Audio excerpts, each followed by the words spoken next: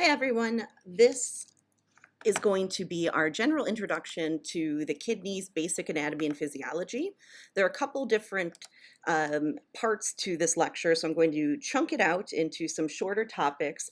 We'll start out with just the general kidney anatomy and then move on to things like urine formation, the glomerular filtration system, and then what interplay that has with the renal blood flow, because there is a specific blood flow associated just with the kidneys that is going to reabsorb products into the bloodstream that we might otherwise have excreted through the urine. And there's also the filtering process of the blood by the kidney. So it's a huge source of filtration, and knowing the blood flow is really, really important to the understanding. So what we're going to talk about in this chunk is, whoa, that went rogue, are just the basic renal anatomy parts and then the functionality, because the physiology is really the function. So we'll just describe that in this shorter lecture and then move on to micturition and urination and then get to GFR in the lecture after that. So just the general anatomy, this is actually a really poor picture anatomically of the kidneys. When people complain about kidney pain, they do typically think of it as lower back. However, when you look really anatomically, the kidneys actually peek out from the bottom ribs. So they're a little bit higher than people take for granted. So there's two of them in most individuals. It is common for them to only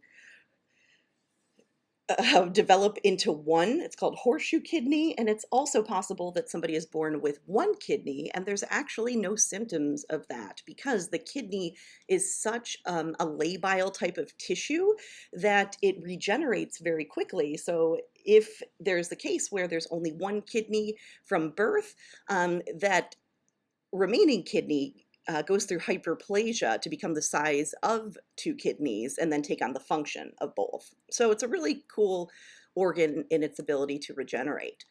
So just going over the major functions of the kidneys. So mainly they're going to be involved with the filtration of the blood and then removal of substances that are not needed and then retention of substances that we do want. So that's what we just refer to as body fluid regulation, electrolyte balance, acid-base balance, and then excretion of substances. So those can be metabolic products. So even simple things like bilirubin, we don't want building up in the bloodstream.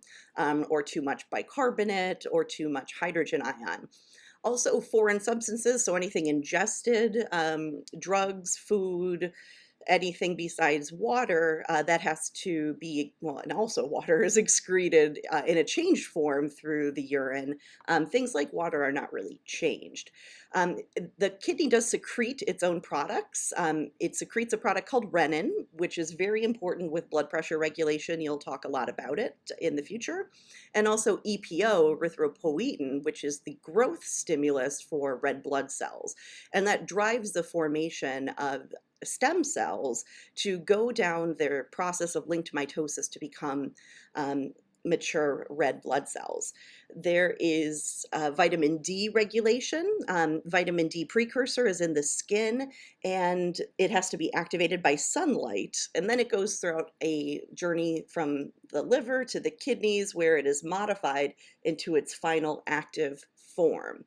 And also gluconeogenesis is a process, so the creation of new glucose stores, glycogen stores. The kidney is very important for taking back what we want and excreting what we don't. That's their most important job. It's filtering the blood and then making choices. And when we talk about excretion, one thing we mention a lot in patho is a concentrated urine. And a concentrated urine is referring to what's over here. That means that there's a lot of water in urine. It's mainly water, but the fact that it's concentrated means that it also has the waste products. So you'd expect to see uric acid, bicarbonate, creatinine is an important one, And then our electrolytes, potassium, sodium, chloride, which you should know are the most important ions in regulating cell wall permeability and resting membrane charge.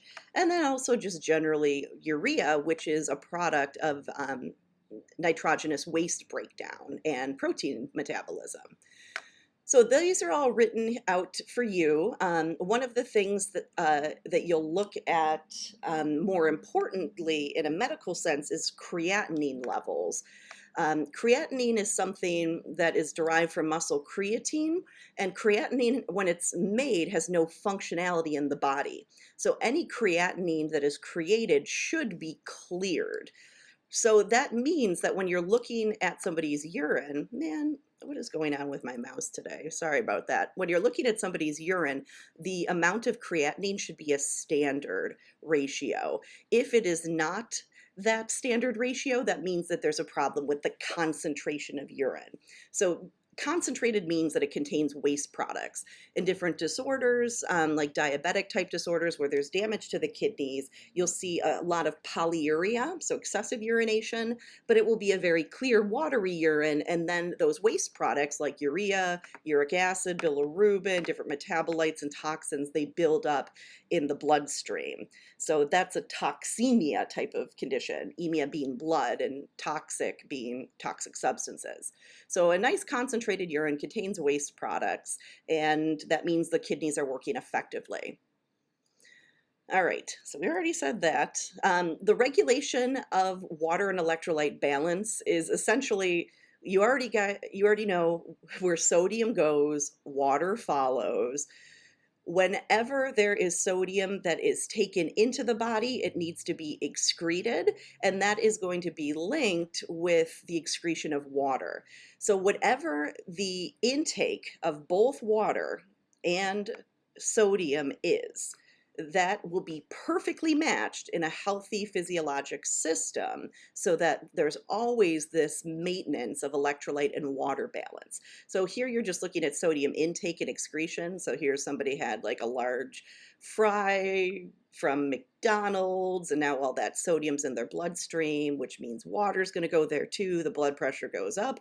So immediately the body is going to try to excrete that through the urine. And we'll see that through sodium loss, we get back to this basal level. And as I said, where sodium goes, water follows. We see that with sodium intake, the extracellular fluid volume is going to go up. So that's water outside of cells, like things in the plasma. So that's telling you the blood pressure is going up, and excreting the sodium brings you back to basal levels. The kidney control over sodium levels is enormous. So when the kidneys do start to fail and they cannot effectively remove sodium, there will be a retention of water and then profound edema. All right, physiologically, looking at the kidneys, there are two of them. One is down a little bit further, and that is the right kidney, because right above it is the liver. So the liver is huge, and the kidney has to move out of place a little bit to make room for that. And then the left kidney is a little bit further because there is no liver over there. There's just the pancreas, which is smaller. These are right underneath the diaphragm. Again, you would see from the back that poking out of the bottom ribs would be the bottom of the kidneys.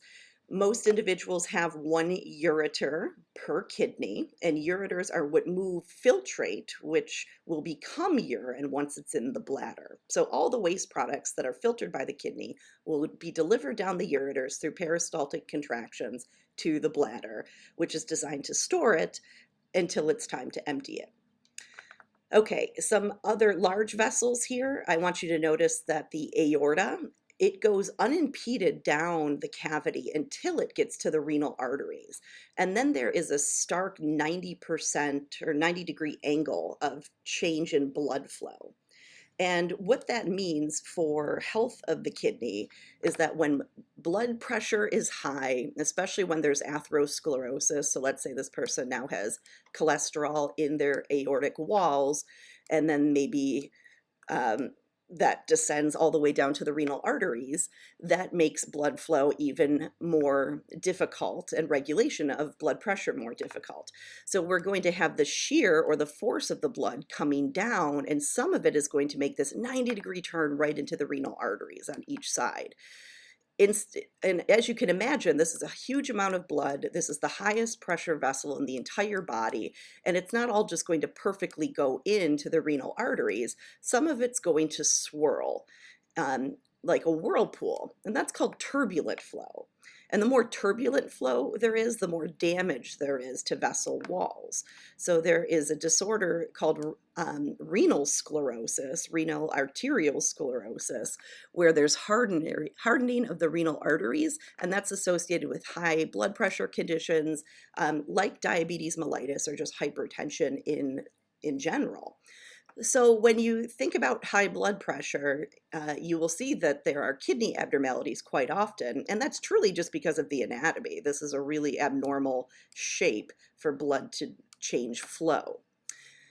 Then when you open up the kidney and look at the cross sections, they're divided into these little lobules, and this is called a pyramid. And the pyramids are going to be separated. If we drew a line here, all this light tissue on the outside is the cortex, which we know means bark. So we've got our cortex, and in the center is the medulla. The border between here, good name, it's called the cortico-medullary border. So the border between the medulla and the cortex. So most of the functionality of the system is going to be in the medulla. And what these pyramids do, they're even shaped like funnels. They are going to be collecting filtrate, collecting waste products, and delivering it down to this pelvis system, which will then convey it down to the ureters. So we've got our pyramids here looking like fish fins in the medulla, and then we have the outermost cortex. As we can see, as we talked about in the endocrine chapter, each kidney should have a suprarenal gland, the adrenal gland, atop of it. There is not a direct association. They're not the same organ. They just happen to lie there, but we will see that they act together with the creation of aldosterone. All right, and here are the parts that I mentioned, and I also have a picture of a delicious avocado up there because they're really similar in the way that they are arranged. So this delicious avocado, it has the outermost green protective coating, right, the shell portion, and then there is the darker green, cortex out here attached to that protective portion. And then in the center, this yellow, smooth, delicious part, that would be like your medulla. So the kidneys are the same way. They are covered in a protective coating like an avocado. It's called the renal capsule. And it is an adventitia membrane, adventitia, which means that it is really tough and it's made mostly out of scar tissue, adventitia. We already mentioned that there is a cortex here. There's a medulla in this region. So cortex outside, that means bark, and then renal medulla, that's innermost.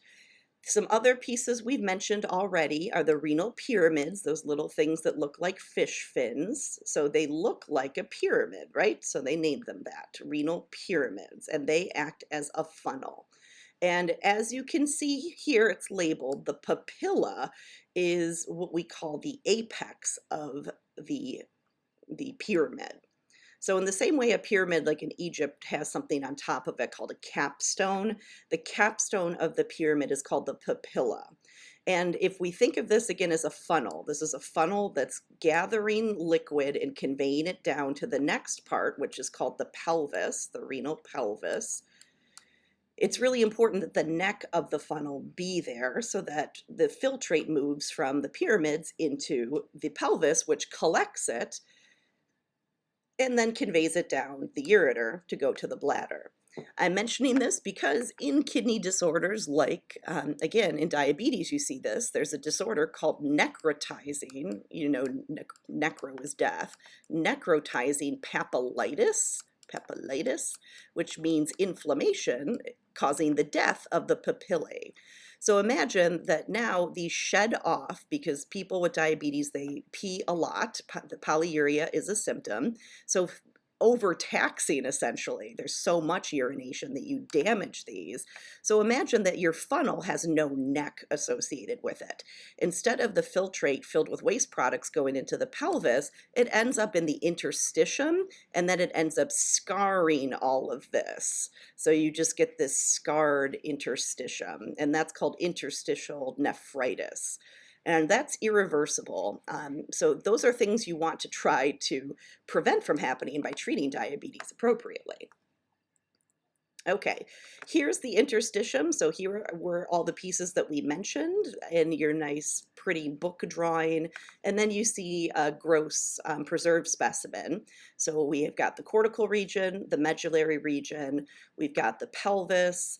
Some other terms that I'm going to put in here, the places between the pyramids are called the columns. So we're into a lot of architectural terms, pyramids and capstones. So these are the columns. And before we get to the pelvis, the parts that connect the funnels are called the calyces. The biggest part is called the major calyx, and then the smallest part, right attached, receiving filtrate from the papillae and the pyramids, is the minor calyx. So definitely know these pieces, and we'll keep talking about them again and again. One other thing I want you to know, we've used this term a lot. You see this all over the place. A hilum. A hilum is a word for an insertion site. So you know the shape of a kidney, like we call things kidney beans, right? They have this kidney-like shape. The reason that the kidneys aren't round is because there is a hole right here. See that? There's this empty hole where there's an insertion of renal arteries, renal veins, and the ureter. There's hilums in all of the, or most of the hollow organs. So that's just a word for an insertion site. And in the renal hilum, it's what gives the kidney its characteristic kidney shape. All right, here is written out for you all of the medullary divisions, all of those pieces that I keep mentioning, where the pyramids start. So the corticomedullary border, their apex is the papillae, right there, the top of them. And they're within the minor renal calyx. They collect urine. The minor calyxes attach or flow to the major calyxes, which then flow into the renal pelvis and then conveys filtrate into the ureter. All right, so here's our blood flow again. Here's our really large pressure, highest pressure vessel in the whole body, highest pressure, highest velocity. And then all that blood flow is going to take a 90-degree turn, and some of it's going to go right into the kidneys and maybe damage some of that tissue. And then we've got the renal veins. They attach right to the inferior vena cava. For cardiac output, because your boards usually ask about cardiac output, the organ that receives the largest amount of cardiac output is at rest is the liver, and it's part of the splanchnic circulation, which receives 40% of the cardiac output at rest. The kidneys are tiny. They're not like the liver where they're big and they are doing a lot of activity, but also weigh a lot. The kidneys are only 0.5% of your body weight, but they still are diverted 25% of cardiac output at rest. So that tells you they're really, really busy. Their large amount of blood flow isn't having to do with their size and functionality. It has to do with their activity. Okay, so just some other things I want you to know. There's no other way to get around this than to memorize it. These are all of the blood flow regions in the kidney. And the most important thing here, if there's anything about the blood flow that you should memorize, it's this slide. Whoa, come back slide. And they are named pretty well in describing where they go. So it's starting at the aorta, and we're going to go from really big vessels to small vessels so that at the level of the glomerulus, we get filtration, which we'll talk about in the next lecture. So the aorta, as we've mentioned, converges to the renal artery. That's what inserts through the hilum. And then the first little piece that branches off of that is called the segmental artery. So that's going to go out to each segment, each lobule. And then there are arteries that go between the lobules, the interlobule arteries. And those go to the very small portions, which then are on the corticomedullary border, called the arcuate artery. And then they go out to the cortex, good name, cortical radiate artery. Then you get to the physiology, which you can't even see on this slide because it's microscopic. Everything here in this little, I don't even know which shape that is. It's a shape, rectangle plus other rectangle. That's associated with microscopic levels of glomerular filtration. The afferent and efferent arteriole and the glomerulus are the most important things in the regulation of filtration, and that's where all the physiology takes place. All these other things, these are just anatomy. We'll talk about what these are: paratubular, which means around the tubes, the renal tubules, or the vasa recta, which is a venous system. So those convey to the cortical radiate arteries, and you'll see the names are the same, right? So if you memorize one, you know the other. So cortical radiate vein instead of artery, arcuate vein, interlobar vein, renal vein to inferior vena cava, which drains everything below the diaphragm. So the blood flow is going to be at a high pressure, and it's going to be squeezed through the kidneys. So it's the same pressure, a huge amount of blood, and it's going to go into really small spaces. And being in a small space at a high pressure is going to force filtration. It will force things to be pushed out of the blood flow.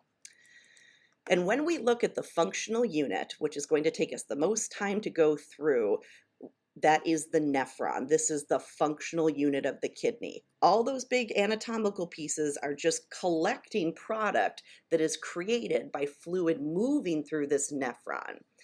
We will go through each of these pieces in great detail. You have to know which each one of them does, what the lumen looks like, which co-transporters are there, why they're named that. There's a lot to know about it. So just put a little note in your mind that we're going to talk about this until you can't stand it anymore. And the way that these are organized, so now when we're looking at the blood flow, we had all of these arcuate veins, interlobar, and arteries.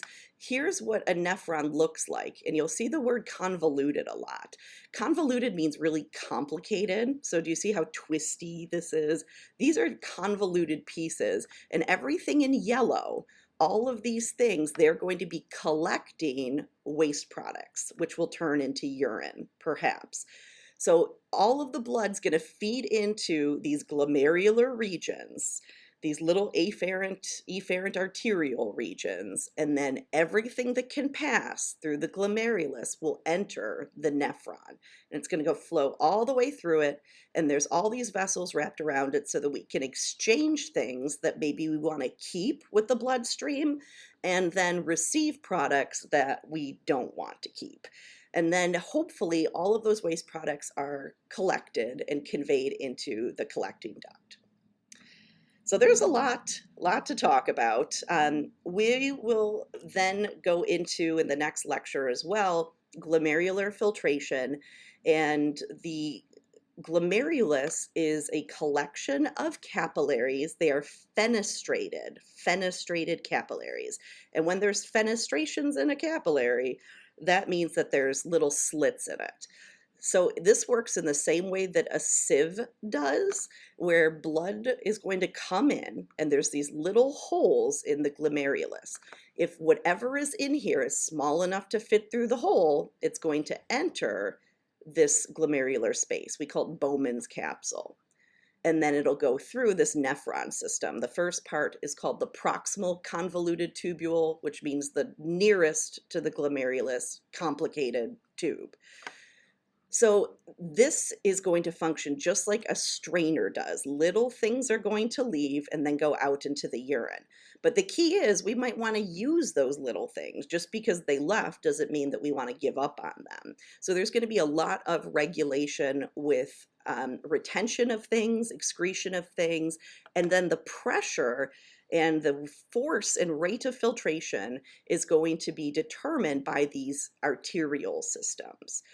Together, the glomerulus with Bowman's capsule is called the renal corpuscle. And it's kind of like taking a water balloon and like a half-filled water balloon and sticking your fist against it so that your fist is in the middle of the water balloon and it's not inside of the water balloon. The water balloon is around your hand, but it's as close as it can get. That's the way the glomerulus and Bowman's capsule are. They're inserted kind of on top of one another, but not like this isn't physically inside of it. And there's a lot of different pieces to it, and we are going to get to learn all that physiology. It's going to be great. So just really quickly before we end this lecture, associated with the glomerulus is something called the Juxtaglomerular Apparatus, which means just around or just next to the glomerulus. An apparatus is a group of things that do stuff.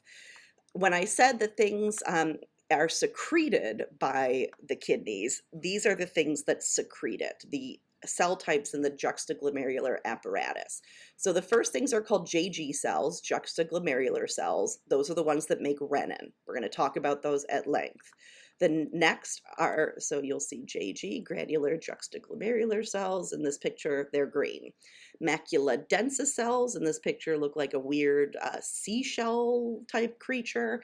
They're part of the distal convoluted tubule. It's their job to measure sodium so that it can signal to the afferent and efferent arterioles to regulate pressure. Then we've got some mesangial cells here in yellow. We're pretty sure they're the ones that make EPO because EPO comes from somewhere, but that hasn't 100% been determined, but we'll just take that for granted because we're pretty sure that that's what does it. So when we get into juxtaglomerular or to glomerular filtration, we'll talk a little bit about these things. So just get a little handle on this if you could make some quick little notes to get started. Know the different parts, orient yourself to them, and then when we speak next, we'll be talking about urine formation. Hooray! All right, everyone.